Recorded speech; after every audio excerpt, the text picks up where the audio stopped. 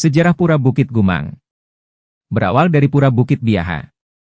Konon Pura Gumang berasal dari Pura Bukit Biaha yang terletak di sebuah gili yang disebut Biaha yang terletak di tengah laut di sebelah selatan Bukit Gumang. Dari sinilah Batara Gede Gumang yang saat itu bernama Sang Hyang Sinuhun Kidul dan berstana di Bukit Uluwatu, mempersunting putri Batara di Bukit Biaha yang bernama Dewi Ayumas untuk dijadikan prameswari.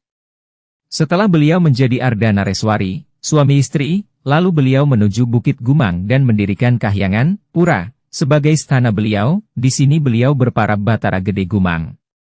Disinilah beliau tetap menetap sampai sekarang dan dipuja oleh masyarakat Buk-Buk dengan sebutan Ida Gede dan mengajarkan masyarakat Buk-Buk tentang tata krama, bermasyarakat, bertani, berternak, melaut, membuat peralatan baik dari kayu maupun dari besi dan sebagainya.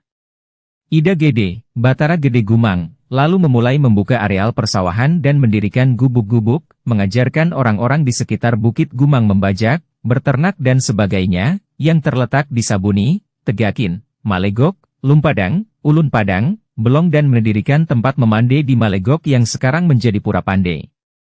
Kemudian dilanjutkan di Melpahang, Pangyu, Gantalan, Gorek, Lebah Kangin, Tebak Kangin, dan Delotpoh. Tentang jumlah orang pada saat itu berjumlah kurang lebih 120 orang yang terdiri dari 8 orang pemimpin yang disebut Luput dan 112 orang pengayah yang disebut Krama. Orang-orang inilah yang menjadi asal mula terbentuknya Desa Buk-Buk dan Krama Desa Buk-Buk yang disebut Krama Desa. Ngarep isatus roras muah luput akutus dengan memberikan bukti tanah sawah yang dibagi-bagikan kepada Krama, masyarakat, saat itu hanya untuk kesejahteraan dan biaya pengaci-aci, upacara keagamaan, yang terdiri dari 8 petak, kutus saih, tanah sawah dengan ayah, Luput, dan 112 petak, 100 roras saih, tanah sawah dengan ayah Krama. Selanjutnya untuk mengairi areal sawah itu, lalu Ida Gede, Batara Gede Gumang, membuat sungai di sebelah barat Bukit Penyu, Bukit Dukuh sekarang, yang disebut Tukat Buhu. Setelah berhasil membuat sungai, pada saat itu Krama Buk-Buk berjanji akan ngaturang pangaci, pujawali, dan setiap anak yang lahir baik laki-laki maupun perempuan akan ngaturang guling, mapinton, pada saat usaba aci-aci besar di Pura Gumang yaitu yang datangnya setiap 2 tahun sekali.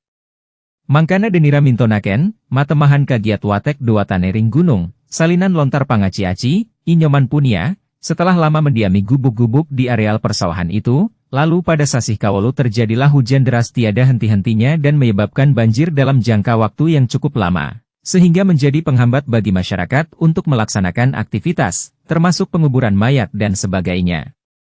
Maka timbul keinginan Ida Gede, Batara Gede Gumang, untuk mempersatukan gubuk-gubuk itu menjadi satu.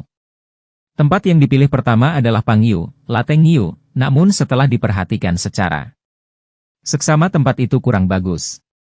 Maka ditinjaulah kembali daerah sebelah timur Bukit Penyu dan terdapat sebuah telaga berwarna biru yang bernama Banyuweka, atau Telaga Ngembeng yang merupakan tempat yang datar, luas dan indah.